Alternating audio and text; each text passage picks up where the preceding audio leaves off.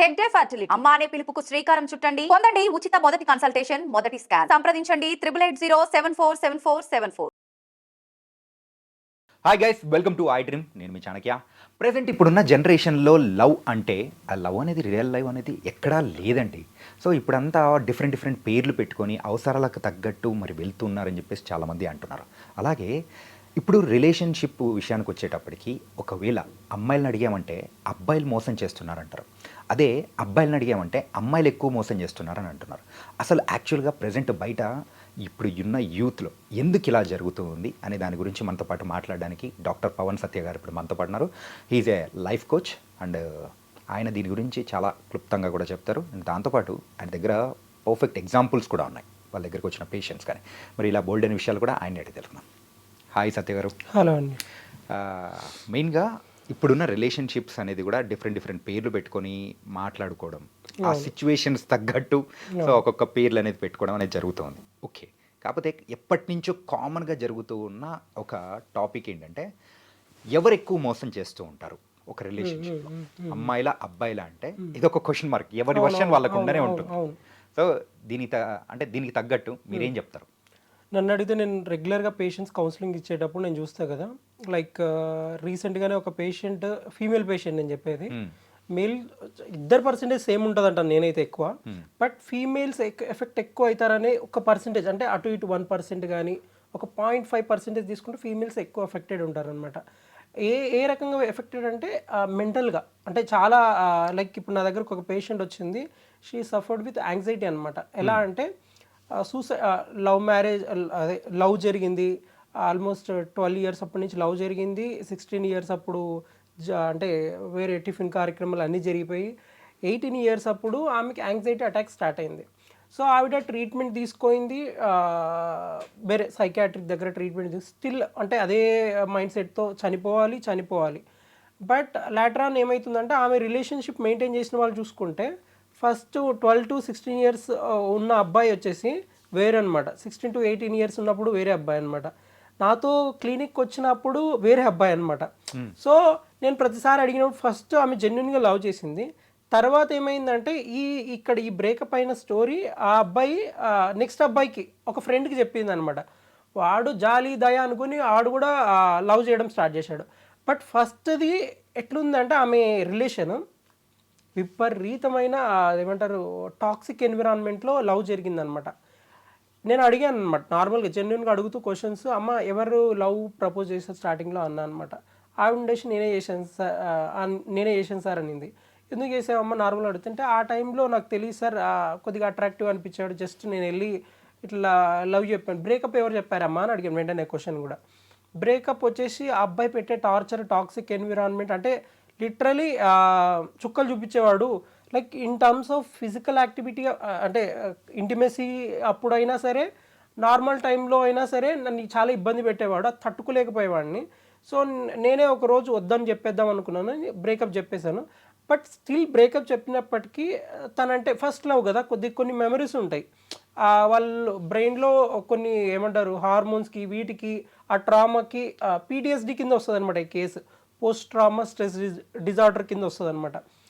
So ఆవిడ next relation maintain చేసేటప్పుడు ఆ అబ్బాయిని ఎప్పుడైతే ప్రేమించిందో, సెకండ్ అబ్బాయిని జర్నీ చెప్తూ నాకు ఫస్ట్ లవ్ ఇలా జరిగిందని ఆ అబ్బాయి చెప్పేటప్పుడు, ఆ అబ్బాయి వీళ్ళు లవ్ జరిగింది, బట్ ఆ అబ్బాయి కొన్ని రోజులకి అదే ఏమంటారు యాక్సిడెంట్ అయి చనిపోయాడు సెకండ్ అబ్బాయి. సో ఇప్పుడు మళ్ళీ ఇంకొక drama, first drama toxic, second drama accident case. ఇప్పుడు థర్డ్ అబ్బాయి వచ్చేసి ఈ అమ్మాయిని ఎట్లా తీసుకురావడం అనేది ఈ అబ్బాయి వల్ల జరిగిందనమాట నా క్లినిక్. ఈ అబ్బాయి ఏంటంటే నా దగ్గరికి బ్యాక్ పెయిన్ కోసం వచ్చాడు. జస్ట్ నార్మల్ మాట్లాడుతూ ఎన్ని ఇయర్స్ నుంచి ఉందంటే ఒక ఆల్మోస్ట్ 1 ఇయర్ నుంచి ఉంది సార్, ఎక్కడ తగ్గట్లేదు అన్నాడు. తీరా చూస్తే ఆ అబ్బాయికి నేను అడిగాను అనమాట, అసలు అంత నీవు ఏమంటారు ఎక్కువ హార్డ్ వర్క్ చేసింది లేదు, నీ సాఫ్ట్వేర్ వర్క్ కాదు ఏం కాదని అడిగితే, జిమ్లో చిన్న లిఫ్ట్ ఒక దగ్గర తప్పు చేశాను అన్నాడు. బట్ అది అంత మేజర్ ఇష్యూ ఏం కాదని అడిగితే అప్పుడు చెప్పాడనమాట. నేను అన్నా ఇది కాదు రీజన్, నీకు వేరేవేమన్నా ఉంటే చెప్పు అంటే అప్పుడు అబ్బాయి చెప్పాడు, ఇంటికి ఫస్ట్ కొడుకు అబ్బాయి, ఇన్సెక్యూరిటీస్ అనమాట, బట్టతలు ఉంటుంది, నాకు నేను ఎవరికి నచ్చను, బట్టతలు ఉంది, ఇంకొకటి ఏమంటారు బక్కగా ఉన్నాను, ఎంత జిమ్ చేసినా కూడా మజిల్ ఫామ్ అయితే లేదు, సో ఆ అబ్బాయికి ఇన్సెక్యూరిటీస్ ఏమైనా ఆ సుపీరియారిటీ చేయడానికి కోసం నేను ఏమేమి చెప్పానంటే అదృష్టం కొద్ది ఏంటంటే ఆ అబ్బాయి నేను జిమ్లో 2 సార్లు చూసాను అనమాట. నాకు అట్లా పేషెంట్గా వచ్చాడు. నేను చెప్పాను అనమాట, ఎంత చూసినా నువ్వు నవ్వించడానికి ట్రై చేస్తావు, ఎవరిదో అంటే చాలా తక్కువ మందికి ఉంటుంది అది నీకు ఉండే క్వాలిటీస్, నువ్వు అది గ్రహించట్లేదు. నువ్వు ఎప్పుడు తిరిగి నాకు నచ్చట్లేదు, నన్ను ఎవరు ఫ్రెండ్షిప్ చేయట్లేదు, నేను బక్కగున్నాను, బట్టతల ఉంది. ఈ ఇన్సెక్యూరిటీస్ పెద్ద కొడుకుని నేను ఇంట్లో వాళ్ళని అందరిని చూసుకోవాలి. వాళ్ళ ఫాదర్ వచ్చేసి ఫిల్మ్ బ్యాక్గ్రౌండే అనమాట. సో వాళ్ళ అందరినీ బాగా చూసుకోవాలి. మా నాన్న కష్టపడేది ఫ్యాషన్ సైడ్ అనమాట వాళ్ళ డాడీ. సో వాళ్ళ డాడీ కష్టపడుతున్నాడు. సరే మా డాడీని ఏదైనా చూసుకొని అమెరికాలో సెటిల్ అయ్యి మంచిగా సంపాదించి ఇక్కడ పంపిద్దాం అనుకుంటున్నాడు. అరే నీ ఏజ్కి 22-21 ఇయర్స్కి నువ్వు ఎట్లుండాలో అట్లా ఉండు, హ్యాపీగా ఉండు. నువ్వు అంతా కష్టపడి ఇన్సెక్యూరిటీస్తో బతికి ఆల్రెడీ పీఆర్పీలు అన్నీ జరిగాయన్నమాట. సో ఇది కాదు నీ లైఫ్ అంటే ఎంజాయ్ చేయి, ఏ ఏజ్లో వేయాల్సింది చెయ్యి. సరే అని చెప్పి ఆ అబ్బాయికి తగ్గిపోయింది. వితిన్ 1 or 2 డేస్లో బ్యాక్ పెయిన్ తగ్గిపోయింది. కొన్ని డేస్ అయిన తర్వాత మళ్ళీ పట్టుకుని వచ్చిండు అనమాట. ఈ అమ్మాయిని పట్టుకుని వచ్చిండు. ఆ అమ్మాయికి ఈ స్టోరీ అంతా చెప్పింది అనమాట. నేను వెంటనే ఏం చెప్పానంటే, నేను చెప్పినటువన్నీ ఆల్మోస్ట్ కౌన్సిలింగ్ ఇచ్చాము, సెట్ అవ్వలేదు, కాగ్నిటివ్ బిహేవియరల్ థెరపీ అన్ని ఇచ్చాము, అయినా కూడా తగ్గలేదు. అప్పుడు ఆ అమ్మాయిని ఏం చేసింటే మళ్ళీ సైకియాట్రిక్, నేను ఆల్మోస్ట్ నా పేషెంట్ సీవియర్ ఉన్న పేషెంట్ని డాక్టర్ సిద్ధార్థ్ అని అపోలో హాస్పిటల్లో చూస్తారనమాట. అక్కడ పంపించేస్తుంటారు అనమాట. ఫ్రీగానే ఉంటుంది, అది చాలామందికి తెలియదు. ఎక్కడో అమౌంట్లు కట్టుకొని చాలామంది ఇచ్చేస్తారు, కానీ అక్కడ ఫ్రీగా చూస్తారనమాట. 12 to 4 ఉంటుంది అక్కడ. సో ఆ అమ్మాయి వచ్చేసి వెళ్ళింది, కౌన్సిలింగ్ మెడికేషన్స్ వర్కౌట్ అయ్యి రికవరీ అయ్యి బయటకు కూడా వచ్చేసింది అనమాట. చనిపోదాము ఇట్లా అనుకున్న అమ్మాయి ఇప్పుడు ఆ రిలేషన్ నేను చేయలేను. ఇప్పుడు ఆ రిలేషన్ వాళ్ళది ఏంటి ఎక్కడ సాగుతుందంటే, నాకు తెలిసినంత వరకు ఈ అబ్బాయి చూపించే ప్రేమ వల్ల ఎక్కువ రికవర్ అయ్యిందని నేను అనుకుంటున్నాను అనమాట. చాలా ప్రేమ చూపిస్తున్నాడు. వాకింగ్ నేను ఎన్నెన్నైతే చెప్పానో, ఫుడ్ కానీ లేకపోతే ఎక్సర్సైజ్ చెప్పానో, ఈ అమ్మాయి రొటీన్ అంటే కంటిన్యూస్గా సైమిల్టేనియస్గా ఎప్పుడప్పుడు కనుక్కోవడం, సార్ చెప్పింది చేసావా, ఎక్సర్సైజ్ చెప్పావా, వాకింగ్ పోదాం, కేబీఆర్ పార్క్ చుట్టూ వేసేద్దాం, సో వాకింగ్ వెళ్ళేసి వచ్చి, సో ఇవన్నీ చేయడం వల్ల ఆ అమ్మాయికి రికవర్ ఎక్కువ చూసాను అనమాట. సో ఇక్కడ మీరు బాగా గమనించుకున్నట్టయితే ఇక్కడ నేను ఒక ఎగ్జాంపుల్ చెప్పాను, కానీ చాలా ఎగ్జాంపుల్స్లో అమ్మాయిలు ఎక్కువ సఫర్ ఉందన్నమాట. అబ్బాయిలు కూడా ఉన్నారు, అది నేను వేరే విషయంగా చెప్తాను. బట్ ఈ విషయం చూస్తే అమ్మాయికి ఇన్ని డ్రామాలు ఇవి ఇప్పుడు ప్రశాంతంగా ఉందన్నమాట. సో ఇది నేను అనేది అమ్మాయిల పర్సంటేజ్ ఎక్కువ ఉందనడానికి రీజన్ ఈ పేషెంట్. రీసెంట్గా రిలీజ్ అయిన ఒక మూవీ డ్రాగన్ మూవీలో మనం చూసాము. ఏంటంటే ఆ రిలేషన్షిప్ విషయానికి వచ్చేటప్పటికి అతని ఫస్ట్ రిలేషన్షిప్ అనుపమ పరమేశ్వరంతో ఉన్న రిలేషన్షిప్. సో సడన్గా కాఫీకి రమ్మని చెప్పేసి పిలిచి కూర్చోబెట్టి సో బ్రేకప్ అని చెప్పేసి చెప్తుంది. సో అలాంటి సందర్భాలు అనేది కూడా అంటే అలా చెప్పేటప్పుడు ఈవెన్ అబ్బాయిలు ఎలా తీసుకుంటారు ఏంటి అనేది కూడా ఒక్కసారి కూడా ఆలోచించే సందర్భాలు అమ్మాయిలకు ఉండదు. కానీ వాళ్ళు మెంటల్గా ప్రిపేర్ అవ్వడం అనేది జరుగుతుంది. కానీ అబ్బాయిల విషయంలో అయినా కానీ ఒకవేళ కొంతమంది అమ్మాయిల విషయంలో అయినా కానీ ప్రిపరేషన్ అనేది కూడా ఎక్కువగా ఉండదు. సో అలాంటప్పుడు హౌ టు డీల్ అంటే ఇప్పుడు యాక్చువల్గా ఆ టైంకి ఆ అమ్మాయి చెప్పడం కరెక్ట్, 100కి 200% కరెక్టే. ఎందుకంటే ఆడున్న సిచ్యుయేషన్ ఎట్టుందంటే మొత్తం బేకార్ అనమాట. అంటే లైక్ తాగుడు, ఇజ్జేసుడు, లైఫ్ పట్ల ఏమి అవగాహన లేకపోవడము, అన్ని సబ్జెక్ట్స్ ఫెయిల్ అయిపోవడము. లిటరల్లీ మనమే మన లైఫ్లో నువ్వు క్లాస్లో కానీ కాలేజ్లో కానీ నువ్వు బాగా ఫెయిల్ అవుతుంటావు, అసలు నువ్వు చదవవు అనుకో, నేను అసలు దేకేవాడు కూడా ఉండడు అనమాట. సో మనం లైఫ్లో ఏదైనా ఇప్పుడు బెల్లం చుట్టూ ఈగలు అంటారు కదా, ఇప్పుడు నేను కూడా 6th క్లాస్ వరకు బాగా చదివినాను అనమాట. దేకేవాడు లేడు. ఒక్కసారి ఎప్పుడైతే క్లాస్ ఫస్ట్ వస్తున్నా మొత్తం బెల్లం చుట్టూ ఈగలు వచ్చినాయి. నెక్స్ట్ ఇంటర్లో స్టేట్ ర్యాంక్ వచ్చింది, మళ్ళీ బెల్లం చుట్టూ ఇంకా ఎక్కువ ఈగలు వచ్చినాయి. సో ఇది ఎట్లుంటుందంటే మనము కొద్దిగా అంటే ఏమంటారు డిసిప్లిన్గా ఉండి మనం మంచిగా ఉంటే రిలేషన్ మెయింటైన్ చేసి, at the same time opposite person ఆ అమ్మాయి అయినా సరే అరే అంటే అనుకుంటే అరే వాడు నిజంగా కష్టాలు పడుతుంది వాడిని కొద్దిగా మోటివేట్ చేద్దాము.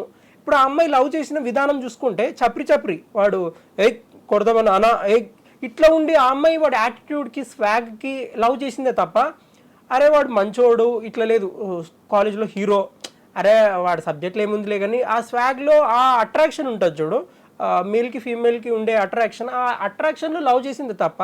బట్ వన్స్ ఫ్యామిలీలో మ్యారేజెస్ చూడడం స్టార్ట్ చేశారో, లైక్ మంచి సంబంధాలు అంటే నేను కార్లో తిరగలనా, విమానంలో తిరగలనా, ఇట్లా ఎప్పుడైతే ఆమె క్యాల్కులేటెడ్గా ఉండడం స్టార్ట్ చేసిందో అప్పుడు ఆమెకి వీటితో కంపేర్ చేస్తూ నాకు లస్ట్ కంటే నా ఫ్యామిలీ చూసుకుందామనే సిచ్యుయేషన్కి వెళ్ళిపోయింది ఆ అమ్మాయి. సో ఆ టైంలో బ్రేకప్ చెప్పిందే తప్ప, ఒకవేళ అదే అమ్మాయి ఇప్పుడు మనం 12th ఫెయిల్లో ఒక మూవీలో మనం చూస్తాం, వాడికి ఏముండదు, ఈ 2 రకాలు చెప్పేస్తాను అనమాట నేను. 12th ఫెయిల్లో వీడికి ఏముండదు, పిండి మిషన్లో చేస్తుంటాడు, ఎక్కడ పడితే అక్కడ పడుకుంటాడు, తిండి ఉండదు, ఏముండదు. బట్ ఇలాంటి అమ్మాయి సపోర్ట్ దొరకడం వల్ల ఆ అబ్బాయికి ఐఏఎస్ అయ్యాడు, ఇట్లా జరుగుతుంది. అది రియల్ స్టోరీనే. ఇక్కడైతే అమ్మాయి ఏముంది, ఆ అమ్మాయి యాటిట్యూడ్కి పడిపోయింది, ఇది పడింది. ఇటు సైడ్ అమ్మాయి ఏమిటికి పడిపోయింది, వాడి టాలెంట్కి ఇది పడింది. It all depends on mind sets. మన మెంటల్ స్టెబిలిటీని బట్టి ఇట్స్ ట్రాప్ అనుకోవచ్చు, ఏమని అనుకోవచ్చు. మన అమ్మాయిలైనా సరే అబ్బాయిలైనా సరే, అమ్మాయిలు మెయిన్గా చెప్పేది వాళ్ళకి తెలుసు ఎవరిని టార్గెట్ చేయాలి, ఎవరిని లవ్ చేయాలి. నేను అందరిని అనట్లేదు, ఒక పర్సంటేజ్. నేను ఇప్పుడు చెప్పిన వాళ్ళు ఆ అమ్మాయి అలా టార్గెట్ చేసింది కాదు. వీడితో ఇప్పుడు కాకపోయినా ఫ్యూచర్ బాగుంటుంది అనుకునే వాళ్ళకి కొద్ది నమ్మకం ఉన్న దాంట్లో హ్యాపీగా ఉండి వాడు నన్ను చూసుకుంటాడు అని అట్లా డీల్ చేసే వాళ్ళు ఉంటే ఏం కాదనమాట. కొడితే నాకు గోల్డెన్ స్పూన్ కావాలనే వాళ్ళు బతకలేరు అనమాట. It all depends on mind set పైన డిపెండ్ అయింటుంది.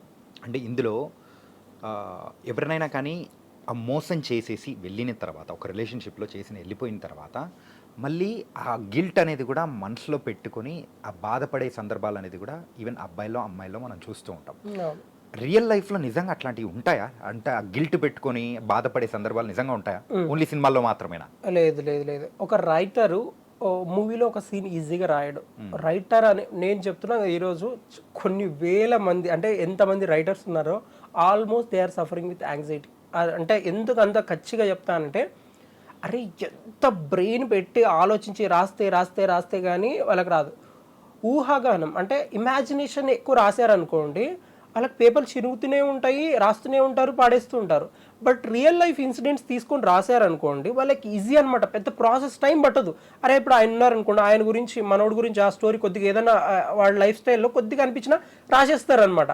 సో నేనేం చెప్తున్నానంటే, ఇప్పుడు ఎవరైతే ఇట్లా బాధ పెట్టి కానీ లైక్ ఏమైనా తప్పు చేసి గిల్టీ ఫీలింగ్ ఉంటుందా అంటే, వెంటనే ఉండకపోవచ్చు. కొంతమందికి వెంటనే ఉంటుంది, కొంతమందికి కొన్ని ఇయర్స్ అయిన తర్వాత, అంటే వాళ్ళ లైఫ్ బాగా సెటిల్ అయిన తర్వాత కొన్ని ఇయర్స్ తర్వాత వెంటాడుతుంటుంది అనమాట. ఇప్పుడు ఈ సినిమాలో డ్రాగన్ సినిమాలోనే ఆమెకి అనుపమ్ పరమేశ్వర్కి కొన్ని ఇయర్స్ తర్వాత మ్యారేజ్ అయ్యి హస్బెండ్తో ఉంటుంది. Still there is a guilty లోపల ఉండే ఏమంటారు, ఎన్నో రాత్రులు నిద్ర ఉండదు. భర్త ఉన్నాడంటే ఉన్నాడు, పెళ్లి చేసుకుంది, కానీ గిల్టీ, నేను వాడిని మోసం చేశానే, వాళ్ళ లైఫ్ని ఇట్లా ఖరాబ్ చేశానే, ఫస్ట్ నేనే లవ్ చేసింది. ఇటు సైడ్ నుంచి జరిగితేనే ఎక్కువ గిల్టీ ఉంటుంది. ఇటు సైడ్ అమ్మాయి సైడ్ నుంచి ఉంది కాబట్టి ఆ అమ్మాయి గిల్టీ ఉంటుంది. అదే అబ్బాయి సైడ్ నుంచి ఉండింది అనుకో ఈ అమ్మాయి గిల్టీ ఉండేది కాదు. అసలు నేను ఎక్కడ తప్పు చేయలేదు. ఎవరికైనా సరే ఒక మనిషికి నేను తప్పు చేయలేదు అనే ఫీలింగ్ ఉంటే మాత్రం వాడికి ఎటువంటి అసలు మోసం చేశాను అనేది ఉండదు. కానీ ఒకవేళ అమ్మాయే ఇట్లా, ఆ సినిమాలో జరిగింది అదే అనమాట, అమ్మాయే ఫస్ట్ లవ్ చేస్తుంది, ఆ అమ్మాయే బ్రేకప్ చెప్తుంది. ఇక్కడ మిస్టేక్ అమ్మాయిదే పర్సంటేజ్ ఎక్కువ ఉంది. There will be so much of, అంటే నిద్ర లేకుండా, anxiety, health issue, mental stability అన్ని దెబ్బతిని నరకం అనుభవిస్తారనమాట. ఇలాంటి వాళ్ళు ప్రాయశ్చిత్తం కోసం, అంటే మేము చేసిన కరెక్షన్ దిద్దడం కోసం ఆ అబ్బాయిని అన్ని సబ్జెక్టులన్నీ పాస్ చేయడానికి టీచర్గా అయ్యి ఆ కాలేజ్కి వస్తుంది అనమాట. సో అలా. ఓకే, సో ఇది ఒక రకం అయితే. సో వాళ్ళని అంటే ఇప్పుడు వాడు నాకు సెట్ అవ్వడు, లేకపోతే ఆ అమ్మాయి నాకు సెట్ అవ్వదు అని అనుకున్నప్పుడు, సో దే విల్ స్టార్ట్ అనే వన్ రిలేషన్షిప్. ఎందుకు స్టార్ట్ చేస్తారు అంటే యూజువల్గా ఆ క్యాల్కులేషన్ అనేది కూడా పెళ్ళి సందర్భం వచ్చినప్పుడు ఆ క్యాల్కులేషన్స్ వస్తాయి, కానీ ముందు అనేది ఎందుకు రాదు? ముందు అంతా ఫేక్ బతుకు.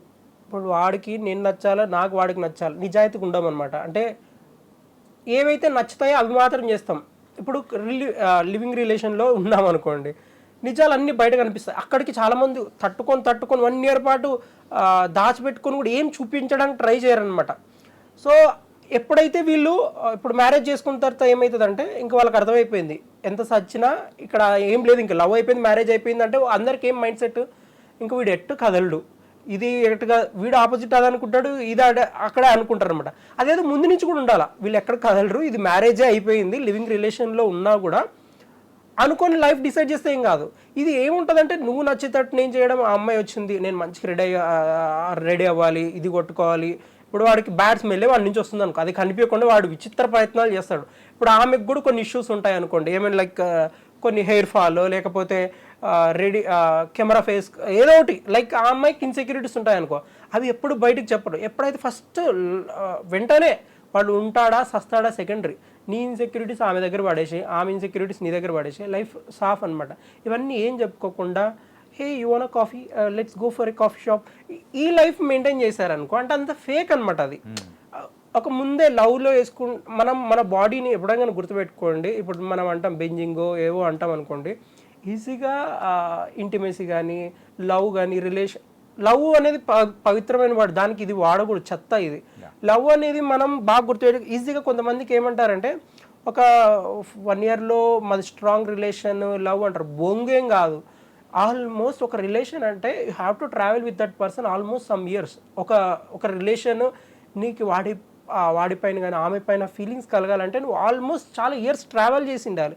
ఏదో గుడ్డిగా ఇట్లా చూసాము లవ్ చేసామని అది చాలా తప్పు. ఎంత ఉన్నా అది అట్రాక్షన్ కింద వస్తుంది, లస్ట్ అట్రాక్షన్ కిందే వస్తుంది.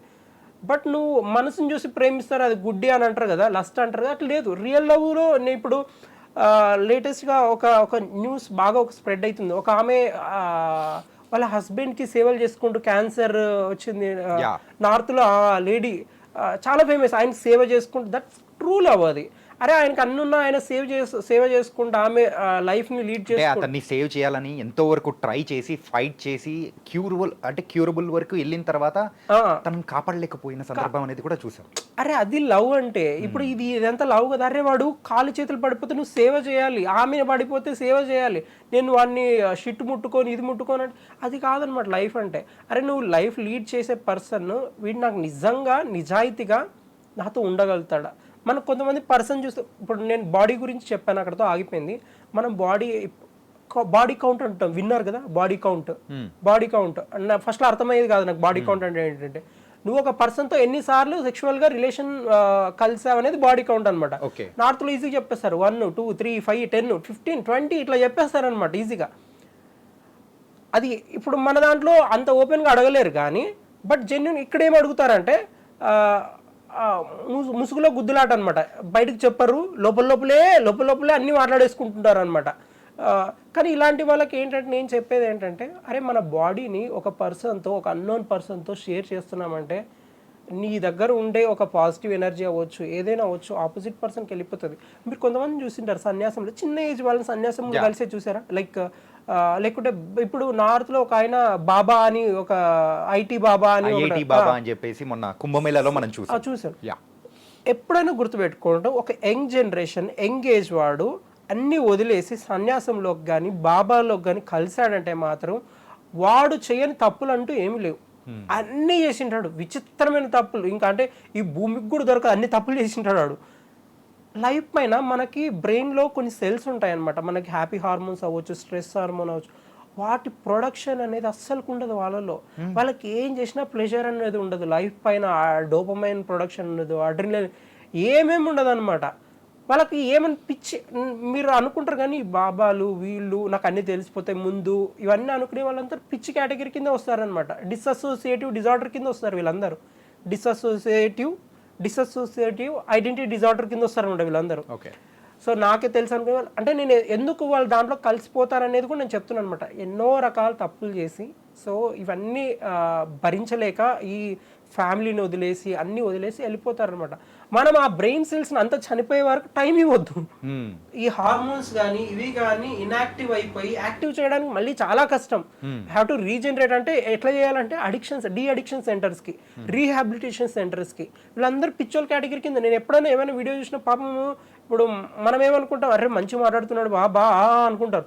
ఏం లేదు డొల్లా అంటే మొత్తం వాళ్ళు సఫర్ అవుతున్నారనమాట. మీరు ఎవరైనా చూసుకోండి, పిచ్చిగా మాట్లాడే వాళ్ళు కానీ ఈజీగా అర్థమైపోతుంది అది పిచ్చే అని. బట్ ప్రాపర్ ట్రీట్మెంట్ తీసుకుంటే తగ్గిపోతుంది. సో నేను అలా చెప్తున్నాను, ఎక్కువ తప్పులు చేసినా సో మనం త్వరగా రికవర్ అయ్యి బయటికి రావాలంటే ఎవరైనా సమ్వన్ సపోర్ట్ అన్న, ఫ్రెండ్ అవ్వచ్చు, అమ్మ అవ్వచ్చు, పేరెంట్స్ అవ్వచ్చు.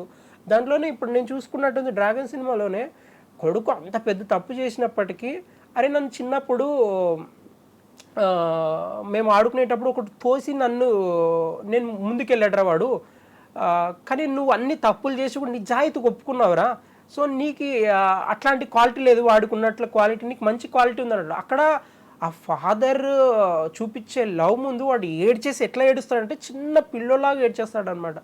అంటే ఆ జెన్యూనిటీ ఎవరో ఒకరు మనకి హెల్ప్ చేస్తుంటారనమాట. ఆ ఫాదర్ రూపంలో, ఆ ప్రేమ రూపంలో ఈ అబ్బాయికి అప్పుడు అర్థమవుతుంది, లాస్ట్లో అర్థమవుతుంది వాళ్ళ ఫాదర్ అంటే. జైలు నుంచి రిలీజ్ అయినాక ఆ అబ్బాయి వాళ్ళ ఫాదర్ చూపించే లవ్ ముందు వాడికి అర్థమైపోయి ఇన్నోసెంట్ వాళ్ళ ఫాదర్. సో అలా అనమాట. యూజువల్గా ఇలాంటి సిచ్యువేషన్స్ నుంచి నెక్స్ట్ వాళ్ళు వెళ్ళేది యాంగ్జైటీ, స్ట్రెస్ అండ్ ఇలాంటివి బాధపడుతూ మరి వెళ్ళిపోతూ ఉంటారు. కానీ అలాంటి వాటి నుంచి వాళ్ళు ఓవర్కమ్ అవ్వాలంటే యూజువల్గా రిలేషన్షిప్స్ నుంచి కానీ ఆ బ్రేకప్ అయిన సిచ్యువేషన్స్ నుంచి కానీ సో ఏం చేస్తే బాగుంటుందంటారు? మోస్ట్లీ అందరూ ఈ లవ్ ఫెయిల్యూర్ కానీ బ్రేకప్ అయిన తర్వాత చాలామంది ఫేస్ అయ్యే సిచ్యువేషన్ ఏంటంటే depression, mostly depression. Yeah.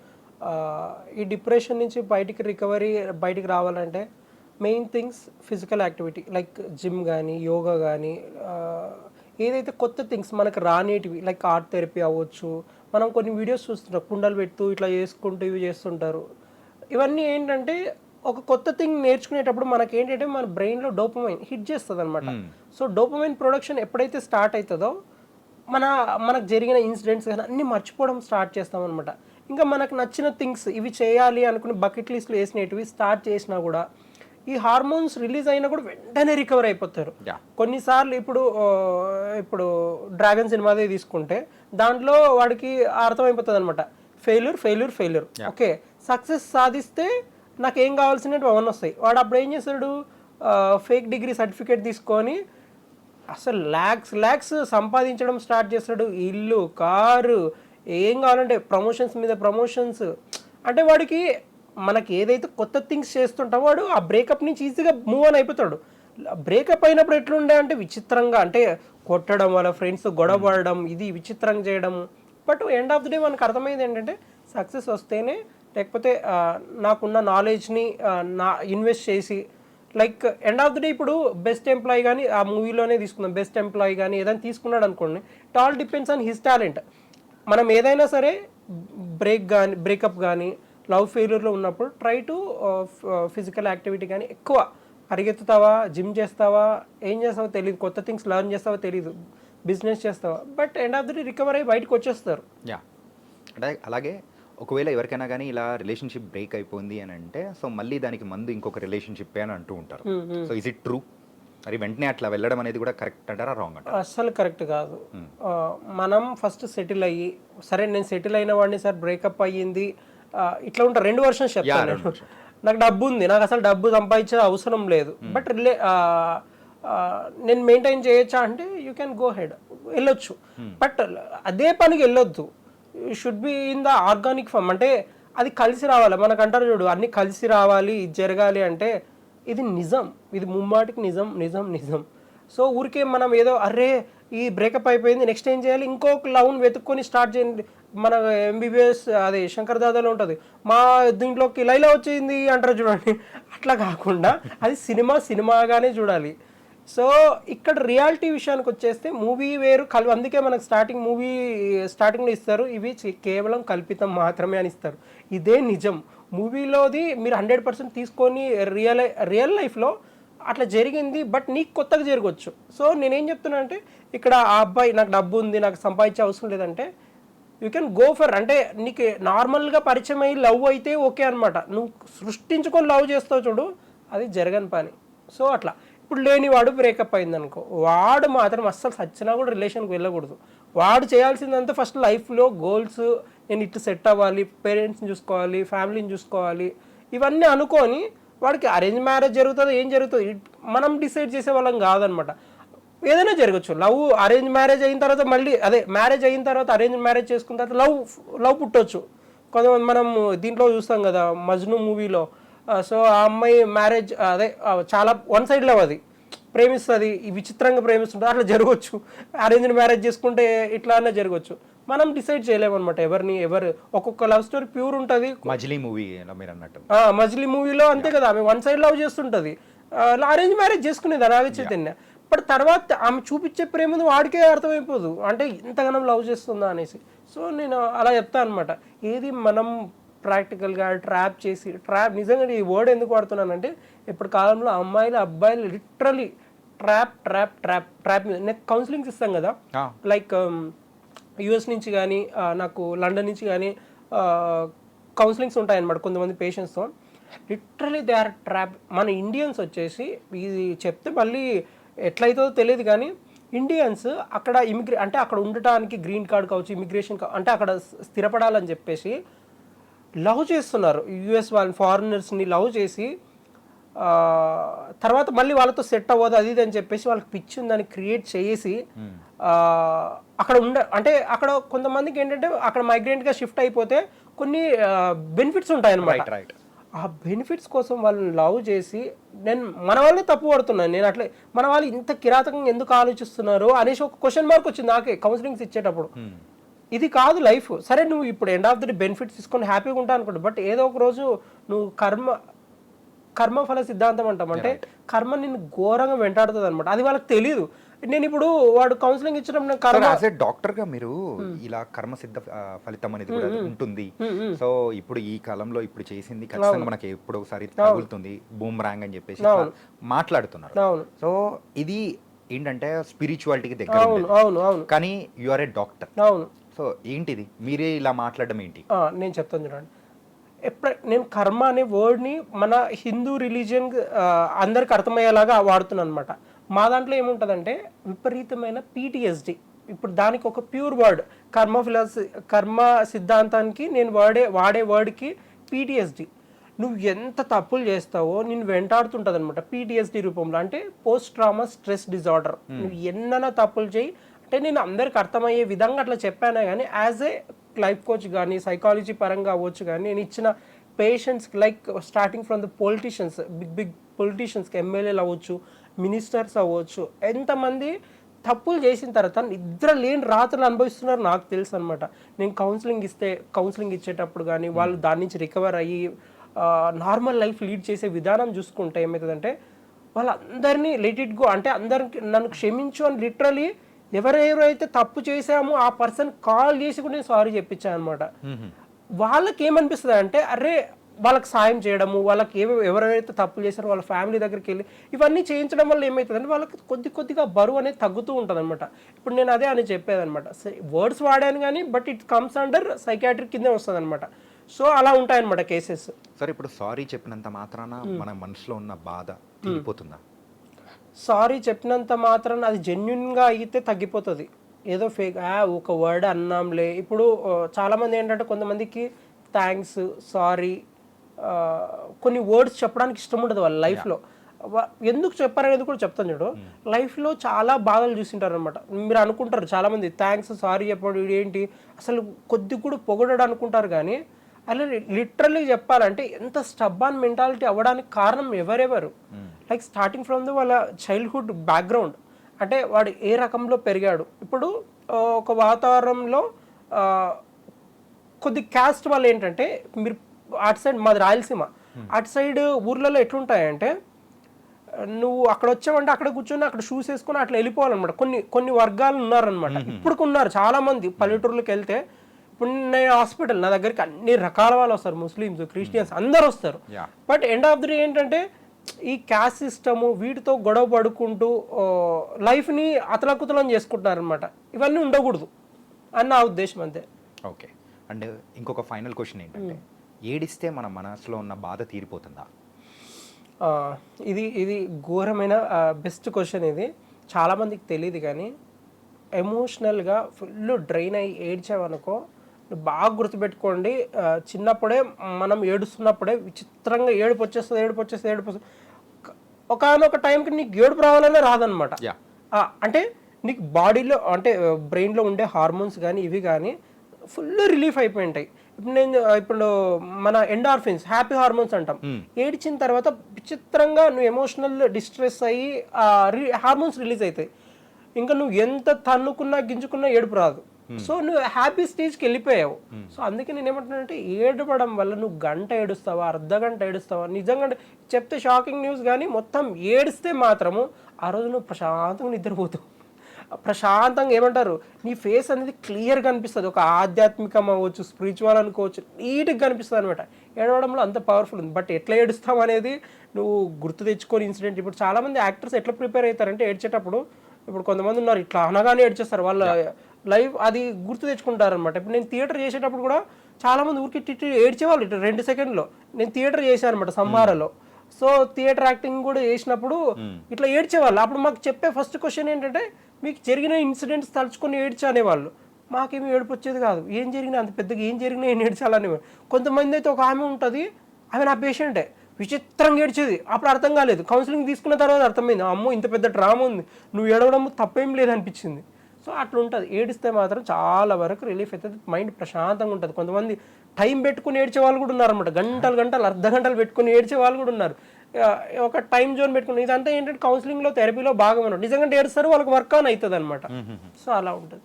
Okay, ఇలా ఏడవడం కూడా కరెక్టే అని మీరు అన్నారంటే, సో కొంతమంది ఏడ్చే వాళ్ళు ఇంకా మార్నింగ్ నుంచి నైట్ వరకు ఏడుస్తూనే ఉంటారేమో. ఏడిస్తే బెటర్. వాళ్ళు హ్యాపీగా ఉంటారంటే ఏడ్చడంలో తప్పేం లేదు. మగళ్ళు ఏడకూడదు ఇట్లా అంటారు. బట్ ఏడవాలనిపిస్తే ఏడ్చేసేయండి అంతే. నాకు తెలిసిన వాళ్ళు బొచ్చడి మంది ఏడుస్తారు. కళ్ళలో నీళ్ళు అంటే రైతులు కాల్చారు, లవ్ ఫెయిల్యూర్ అయిన వాళ్ళు కలిచారు, బిజినెస్లో లాస్ అయిన వాళ్ళు కాల్చారు. సో చాలా మందిని చూసాను కాబట్టి లైఫ్లో ఇంత నెగిటివిటీ వింటూ కూడా నేను క్యారీ ఆన్ చేస్తున్నానంటే కారణం ఏంటంటే డైలీ షెడ్యూల్లో నా షెడ్యూల్ మొత్తం బిజీ అయిపోయి ఉంటుంది అనమాట.